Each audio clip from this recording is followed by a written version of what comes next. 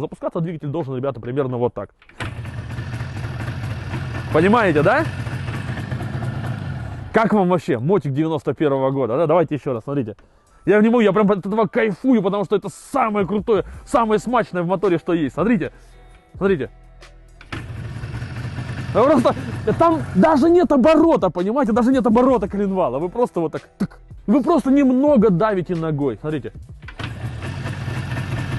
Как вам, блядь, такой вариант, да? Как вам ижак такой? Сука, я не могу, меня же распирает от того, насколько это крутая техника.